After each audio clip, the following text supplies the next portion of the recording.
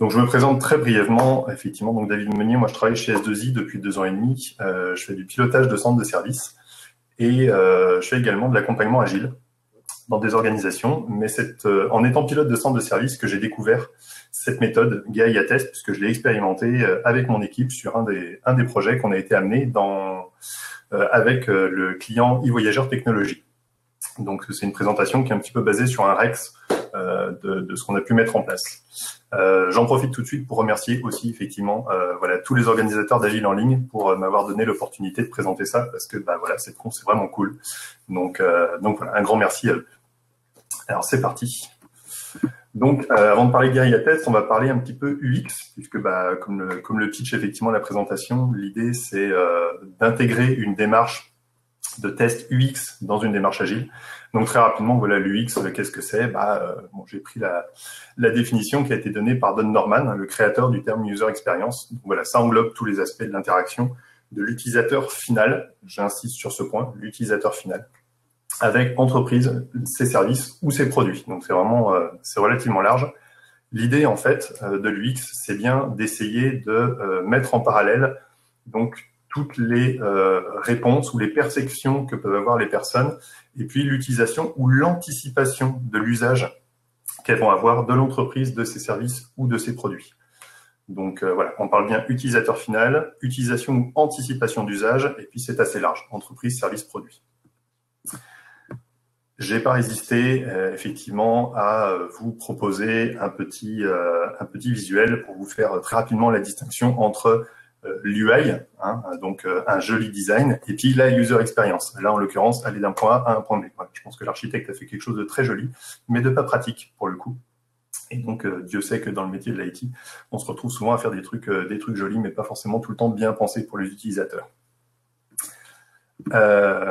Et donc, si on va un petit peu plus loin, on parlait du UX, maintenant si on va dans le UX design, c'est tout le process de conception avec et pour les utilisateurs. Et là, c'est pareil, j'insiste, et quand on parle d'utilisateurs, on parle d'utilisateurs finaux.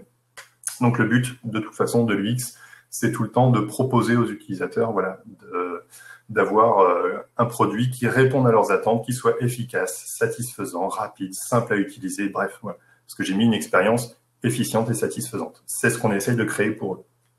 Et donc, ces démarches-là, en fait, bien souvent, elles sont faites one shot. Et puis, pourquoi est-ce qu'on en a besoin? Alors, au-delà de faire quelque chose effectivement de sympathique pour les utilisateurs, actuellement, on est dans un marché où il y a énormément d'applications. Ça change beaucoup. Les utilisateurs sont très volatiles. Il y a qu'à voir l'essor, par exemple, dernièrement de la plateforme TikTok, qui a complètement explosé pour les vidéos partagées entre tous les jeunes et moins jeunes, vu avec le confinement. Mais voilà, donc un chiffre parmi tant d'autres, mais c'est celui que j'ai sélectionné. Donc 69% des personnes qui ont eu une mauvaise expérience avec une marque ou un produit n'achèteront plus ou n'utiliseront plus cette marque ou ces produits. Donc voilà, les gens changent très vite d'avis. Donc on a besoin effectivement de travailler cette UX et de la valider régulièrement. On ne peut pas travailler avec une démarche UX one shot. Donc voilà, les Gaia Tests vont essayer de répondre justement à ça en impliquant au mieux, au plus les utilisateurs pendant tout le process de conception de façon itérative. Et puis, pourquoi est-ce qu'on en a besoin également? Parce qu'aujourd'hui, n'importe quelle marque ne se mesure plus forcément à ses concurrents directs. Je veux dire, moi, si demain je mets une appli en ligne, je vais pas forcément aller regarder uniquement ce qui se fait sur le même créneau d'application. Il va falloir que mon interface elle soit aussi clean que celle qu'il peut y avoir sur Amazon, sur Uber, sur Facebook, sur tous les, typiquement les GAFAM, mais pourquoi pas plein d'autres. Donc voilà, on est comparé aujourd'hui, quelle que soit l'application, quel que soit le secteur dans lequel on travaille, on est forcément comparé aux meilleurs, tous secteurs confondus, en termes du X toujours, je parle. Donc voilà.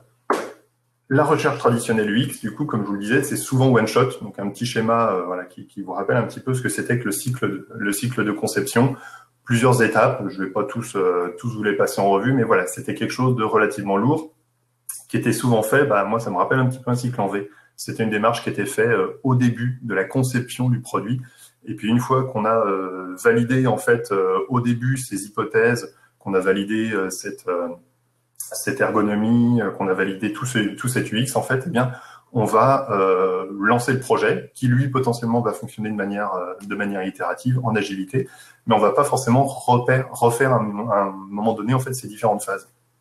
Donc, nous, ça nous a interrogé sur le projet sur lequel on a travaillé et on s'est dit, en fait, on aimerait bien aller un peu plus loin. On aimerait bien que cette démarche UX, en fait, elle perdure tout au long du projet. Et donc, on s'est dit, voilà, on va l'intégrer. En fait, au même titre qu'un PO va travailler d'un sprint sur l'autre pour accompagner l'équipe pendant son sprint courant et travailler sur les sprints prochains, eh bien, on va faire la même chose, finalement, avec notre UX researcher au sein de notre équipe et on va lui demander de nous accompagner et de continuer à travailler main dans la main avec l'équipe et avec la PO pendant les différents cycles, les différentes itérations, en fait, de notre produit. Alors, globalement, voilà, petit rappel très rapide, comment ça se passe pendant un sprint. Là, j'ai pris un sprint de 3 semaines. Eh bien, pour appliquer justement cette démarche UX, au-delà de l'accompagnement du sprint en cours, notre UX researcher, en fait, travaillait pendant la première semaine sur la phase d'idéation ou de génération, justement, d'hypothèses de travail concernant l'UX du produit sur lequel on travaillait. On se donnait une semaine, en gros, la semaine de milieu de sprint pour travailler sur l'évaluation de ces hypothèses et pour confirmer effectivement sur laquelle on allait bien partir. Et ensuite, dernière semaine, eh bien, elle travaillait avec la PO et potentiellement avec l'équipe pour préparer justement, alors là, j'ai mis le sprint N+1, mais idéalement, en tout cas, quelques sprints d'avance. Comme tout mon PO, en fait, l'idée, c'est pas forcément de se contenter d'avoir juste un sprint d'avance, mais d'essayer de travailler un petit peu plus loin pour se donner du mou. Et donc, où interviennent les guerriers tests? Justement, ils interviennent pendant cette phase d'évaluation. C'est là qu'on va pouvoir justement se confronter aux utilisateurs finaux. Et je vais vous expliquer justement comment ça marche. Donc, parlons-en un petit peu de ces guerriers tests. Ça fait comme 7 minutes que je parle de tout, mais pas de ça. Donc, voilà, l'idée du guerrier test, c'est d'aller à la rencontre d'utilisateurs potentiels. J'insiste sur le potentiel, vous allez comprendre pourquoi, puisqu'on va les chercher dans leur environnement pour leur faire valider, tester en fait un produit ou un prototype de produit, ou une idée de produit même, et obtenir leurs impressions. L'idée derrière ça, c'est un petit côté Pokémon. Moi, j'aime bien. C'est un petit peu, attrapez-les tous, allez les chercher dans la forêt, etc. Alors, vous ne mettez pas en danger, hein, faites pas des arènes de combat, des choses comme ça.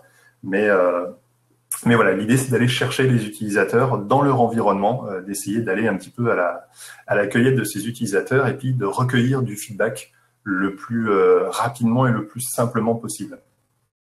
Parce que voilà, c'est un petit côté commando. On y va avec un minimum de matériel possible. Hop, très rapidement, on y va, on interroge quelques utilisateurs et puis on repart. Vous allez voir comment ça marche, je vais vous le détailler juste après. Voilà, l'idée qui se cache derrière les guerriers tests, ça va être de tester petit, mais de tester souvent. Donc voilà, moi c'est une maxime que j'aime bien. Alors, j'essaye de vous convaincre avec cette presse, hein, mais voilà, moi je reste convaincu en tout cas qu'il vaut mieux tester plusieurs fois avec quelques personnes plutôt qu'une seule fois avec 20 personnes. Et quand je dis 20, à mon avis, je suis large, je suis light, je veux dire. Il y a déjà eu on fait souvent des tests ou des UAT avec bien plus de 20 personnes. On se crée des panels des fois avec 40, 50, 100 personnes d'un coup, voire plus.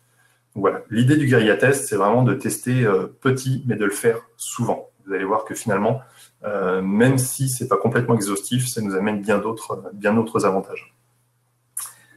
Donc pour rentrer un petit peu dans le vif du sujet et voir un petit peu comment fonctionne un guerrier test, 3 étapes pour un guerrier test. La première étape, l'avant, du coup. Donc on va chercher à, première chose, définir l'utilisateur cible. On va tester petit. On ne va pas donc tout tester. Ce que j'entends par petit, c'est qu'on ne peut pas effectivement aller en guerrier test tester l'intégralité de notre produit, de notre application. Je vais parler en particulier d'une application, voire même d'un bout d'application. Donc voilà, on ne pourra pas tout tester. Donc voilà, il faut qu'on sache avant tout ce qu'on veut tester et puis avec qui on veut le tester. Donc définir les utilisateurs cibles, savoir qui va nous intéresser. Nous, dans le cadre de eVoyageurs Technologies, on travaillait sur le renouvellement des cartes et abonnements fréquences. Donc l'idée pour nous, c'était d'aller trouver des utilisateurs du système ferroviaire français, de notre SNCF adoré, d'aller justement les trouver là où on pouvait en avoir le plus à disposition, dans une gare, ça nous a semblé plutôt pas mal. Et puis, voilà, nous, on travaillait sur les cartes et les abonnements, donc on essayait autant que faire se peut, de trouver effectivement des personnes qui avaient des cartes ou des abonnements fréquences ou éventuellement souhaitaient en acquérir. Voilà. Donc, on a défini un petit peu cette cible-là.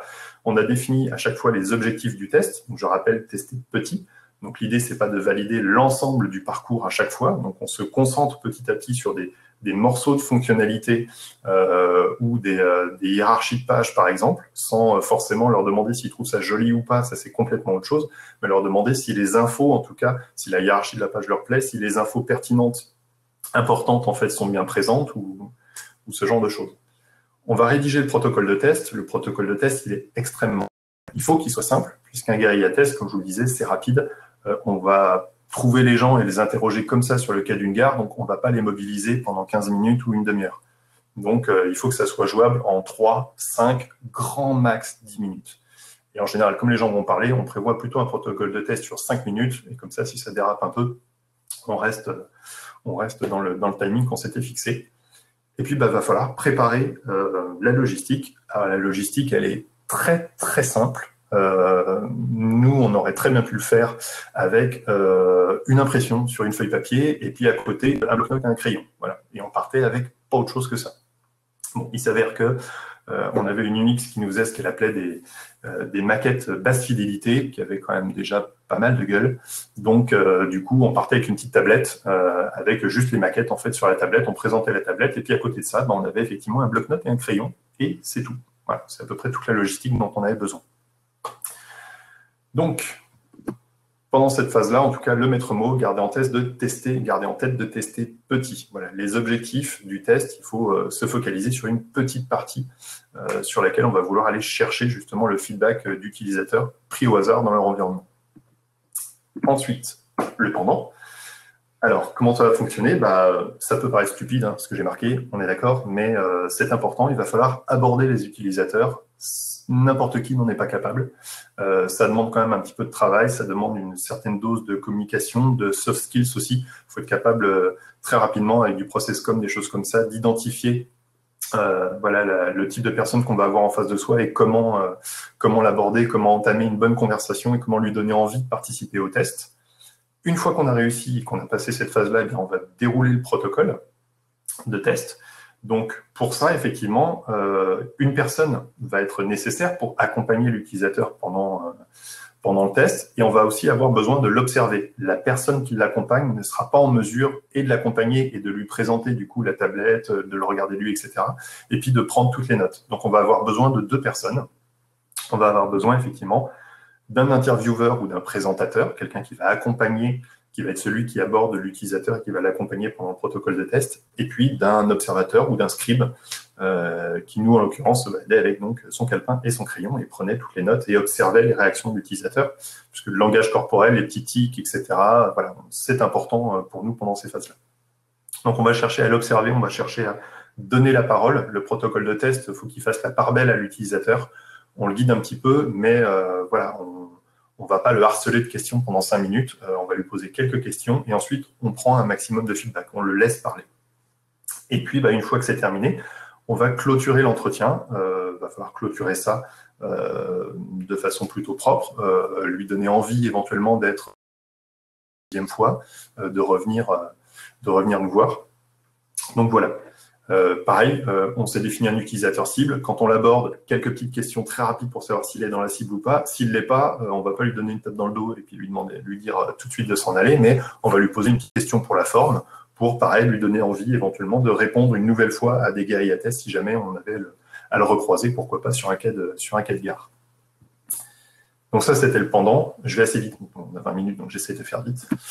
Et puis, donc l'après, à vous les jouets du compte-rendu, bien évidemment, puisqu'il va falloir analyser justement ce qu'on aura récupéré pendant ce guérilla test, synthétiser tout ça, et puis derrière, faire les recommandations à la PO et à l'équipe, en leur disant, voilà, ça en tout cas, ça fonctionne bien, donc cette hypothèse-là, on avait pensé faire ça comme ça fonctionne, on va partir là-dessus, et puis on va effectivement travailler sur cette hypothèse de travail. Donc voilà, analyser, synthétiser tout ça. Un guérilla test, c'est extrêmement rapide. Je vais vous présenter maintenant un petit peu à quoi ça pouvait ressembler sur un compte-rendu qu'on a côté IVTech. Donc voilà, par exemple, voilà, l'objectif de l'étude, c'est une des passations qu'on a fait dans un des guérilla tests qu'on a mené. Donc, on travaillait uniquement sur la hiérarchie de la page et l'ordre de présentation des informations, avec notamment un bloc en particulier. Voilà. Le reste, on s'en fiche complètement. On a fait ça sur ce que vous voyez à droite, qui était une maquette dite basse fidélité de notre UX. Pour une maquette basse fidélité, nous, on trouvait ça déjà plutôt pas mal. Donc voilà, on se fixait un objectif réduit, on faisait ça, et puis la configuration, ben voilà, on a fait des passations, là en l'occurrence, en gare de Lyon, parce que c'était plus pratique pour nous, c'était assez proche de là où travaillait notre UX Researcher. C'est rapide, on est resté, je pense, 1h30, 2 heures grand max en gare de Lyon. On a eu 11 personnes qui ont répondu effectivement à nos sollicitations, 5 qu'on a exclus puisqu'ils étaient complètement hors sujet. Et on a conservé, voilà, comme vous pouvez le voir, un certain nombre de personnes avec des données qui nous intéressaient. On ne s'était pas focalisé sur l'application ou le système voilà, portable qu'ils utilisaient, mais voilà, on s'est dit, bah, tiens, le fait qu'ils utilisent des plateformes Android ou iOS, ça nous intéresse parce qu'on développe quelque chose qui est censé travailler sur, enfin, qui est censé fonctionner sur mobile. Donc, on avait besoin de savoir finalement un petit peu aussi, pris au hasard comme ça, quelle était la proportion de gens qui utilisent tel ou tel système.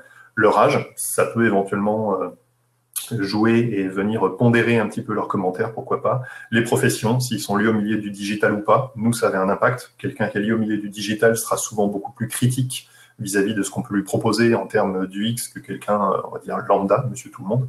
Et puis voilà, savoir si, justement, ils avaient des cartes commerciales ou pas. Comme ça, ils pouvaient faire un peu la différence entre l'ancienne version et la nouvelle. Et puis, bah, oui, ce que j'ai mis en bas et qui était intéressant pour nous aussi, c'est que donc, le contexte du test, on avait, lorsqu'on faisait ça, je vous parlais de 2 personnes. On avait notre UX Researcher, qui était la personne qui justement faisait accompagner les gens pendant le protocole. Et on a insisté petit à petit pour que ce soit des développeurs de l'équipe, justement CAF, qui jouent les observateurs. Donc on a fait en sorte qu'ils puissent participer à ces guérilla tests pour se confronter un petit peu justement sur le terrain à des utilisateurs finaux. Et c'était hyper intéressant pour eux et puis pour les utilisateurs aussi. Voilà, très rapidement, voilà, une petite synthèse des résultats, ce que ça pouvait donner. Alors, les points positifs, parce que ça fait toujours plaisir à l'équipe. Hein, on se faisait notre petit wall of fame. Et puis derrière, donc les points optimisés, parce que c'est quand même là-dessus que cette démarche va nous permettre de travailler. Et puis bon, voilà, par exemple, un petit tableau nous présentant voilà, les quelques informations qui pouvaient être qu'on jugeait pertinentes, effectivement, pour pondérer éventuellement les remarques qui avaient été faites. Donc voilà un petit peu à quoi peut ressembler un compte-rendu de guérilla test.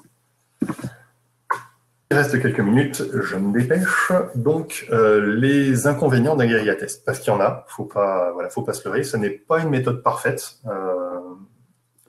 Les retours sont clairement moins complets qu'une recherche traditionnelle. Effectivement, c'est quelque chose qu'on va pouvoir faire souvent. Nous, on faisait ça à chaque sprint. Maintenant, on le fait avec peu de personnes et on prend les personnes au hasard. Donc, on ne va pas être statistiquement représentatif, effectivement, par rapport à l'ensemble des utilisateurs qu'il pourrait y avoir de cette application, de ce produit. Là, en l'occurrence, effectivement, il s'est avéré, vous voyez ce jour-là, par exemple, que on avait 6 femmes, on avait 3 iOS, 3 Android. C'est clairement pas représentatif, je pense, du marché des utilisateurs d'applications en France, etc., etc. Donc, en version one-shot, clairement, voilà, on est moins complet. Par contre, sur le long terme, comme on fait ça souvent, on va se créer petit à petit, en fait, un panel virtuel, on va dire, on les prend au hasard. Donc, à un moment ou à un autre, on va finir par être quand même plus proche de la réalité que sur des versions one-shot. Maintenant, ça ne sera jamais aussi pertinent, ça ne sera jamais aussi parfait qu'un gros test fait avec une société spécialisée à qui on va demander tant de pourcentage de personnes à moins de 25 ans, tant de pourcentage d'utilisateurs de telle ou telle plateforme, etc. On le sait. Mais voilà. Et ça ne répond pas à toutes les questions. On teste petit, on teste souvent.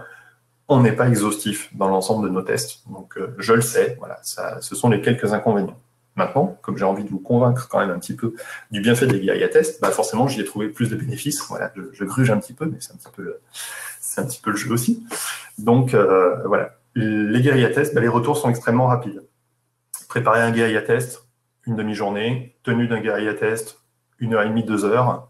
Synthétisation, on va dire 1-2 heures. Bref, nous, on faisait les guérilla tests le mercredi matin. En général, avant le mercredi soir, on avait les retours de l'UX qui étaient faits sur ce guérilla test. Les retours sont extrêmement rapides et on les a donc souvent, puisqu'on faisait ça une fois par sprint. Et on n'a jamais dérogé à cette règle-là.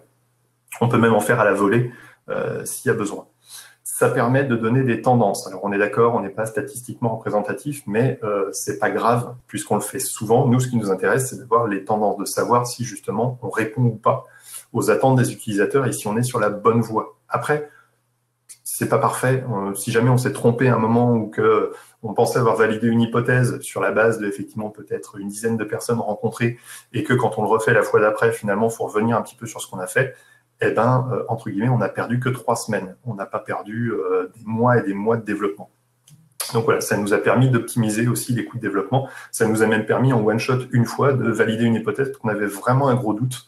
Donc on en a refait un deuxième guérilla test pendant un sprint pour aller vraiment valider un point très spécifique sur lequel on voulait travailler. Ça demande peu de participants. Voilà, on va les trouver sur un quai de gare. Nous, en tout cas, on n'a jamais eu de souci pour trouver effectivement des utilisateurs cibles répondant à nos critères. C'est peu coûteux, ça demande peu de temps. Vous voyez le matériel, on peut très bien y aller avec quelques feuilles de papier, un bloc-notes, un crayon. La logistique est extrêmement simple. Et puis, ça s'intègre, en tout cas, nous, ça s'est très bien intégré dans un planning qui était quand même extrêmement contraint. On n'a jamais raté de créneau là-dessus. On a toujours réussi à faire ça pendant notre deuxième semaine de sprint. Donc voilà. Je crois que je suis dans les temps, ou presque, à 1 minute près. En tout cas, voilà, si j'ai un message à vous passer, moi, autour des guérilla tests, nous, c'est quelque chose qu'on a expérimenté et qu'on a souhaité, du coup, depuis remettre en place, qu'on a poussé chez d'autres clients, qu'on a partagé notamment avec nos clients, notre client La Poste, par exemple, sur Nantes, et qui s'est mis en tête, effectivement, de tester ça aussi, parce que, bah, voilà, eux, leurs clients, c'est pareil, hein, c'est assez simple de les trouver au guichet de La Poste ou de la Banque Postale, etc. Donc voilà, ils se sont mis aussi à utiliser cette technique-là. Donc moi, voilà, c'est ce que je pouvais vous en dire, en tout cas, partager ce retour d'expérience que j'ai eu vis-à-vis d'IVTech. Et puis si je dois terminer sur un petit mot, voilà, plus on teste, mieux c'est. Le test, c'est bio, mangez-en, ça j'aime bien. Mais voilà, tester, souvent. Moi, je préfère tester souvent avec peu de personnes qu'une fois one shot. Voilà, je conçois le test comme une partie à part entière du développement agile d'une application, et donc, bah, du coup, l'UX aussi, le test UX aussi. Voilà, j'ai terminé. Je vais, du coup, parce que je ne voyais pas du tout s'il y avait des questions ou pas. Nous avons une question, oui. Comment faire du guérilla test à distance et ou en mode confiné? Alors, en mode confiné, bah, ça va pas être simple, puisque l'idée, c'est d'aller trouver les utilisateurs dans leur environnement, il va falloir les observer, etc. Donc, j'avoue que c'est pas forcément simple à mettre en place en mode confiné. J'avoue que la question ne s'est pas posée parce que le produit a été livré. Je ne sais pas si on aurait été capable de le faire effectivement en mode confiné comme ça. Il aurait fallu peut-être trouver une plateforme pour inviter des gens ou peut-être se restreindre à peut-être voilà des connaissances. Je pense pas qu'on aurait pu voilà cibler n'importe qui comme ça. Il y avait Ok. Deuxième question. As-tu déjà organisé des guérilla tests dans un environnement, une entreprise? Tu parlais de La Poste. Ouais. Alors, la question s'est posée justement parce qu'on peut très bien développer une application à destination d'utilisateurs, l'utilisateur final est finalement un employé de l'entreprise. Donc, on a pas fait les choses justement au feu de La Poste. J'ai vu que là, depuis le début du confinement, mais c'est pas aussi longtemps, mais en tout cas, on leur avait effectivement décrit un protocole de test leur permettant de mettre ça en place. Là, des utilisateurs finaux, sinon vous avez des projets du coup tous les jours, donc ça reste un peu d'aller avec une tablette ou quelque chose, aller faire le tour des bureaux, sauter, puis on va dire sur la famille, son avis, etc. C'est tout à fait possible, c'est aussi pertinent que de le faire dans une gare, place du commerce, finalement, on peut approcher, etc. Je vois les guerriers tests B2B. Pardon. Est-ce pertinent et efficace? Bonne question. Je ne sais pas du tout. C'est une bonne question. Alors, j'ai pas énormément de recul sur cette pratique-là. Moi, on l'a découverte il y a 1 an et pour l'instant, je l'ai fait sur 2 équipes. J'ai jamais eu à le faire enfin, sur un sujet comme ça. Je sais pas du tout si ça serait pertinent ou efficace ou pas. C'est pas une méthode miracle. Alors, ça marche très bien sur des applications grand public parce que c'est quand même, c'est ça l'idée, c'est d'aller rencontrer des utilisateurs, voilà, sur le terrain, de les surprendre un petit peu. Là, sur des applis comme ça, typées comme ça, je sais pas du tout. Peut-être que ça serait effectivement pas pertinent et le plus simple serait peut-être de passer par des panels dans ces cas-là.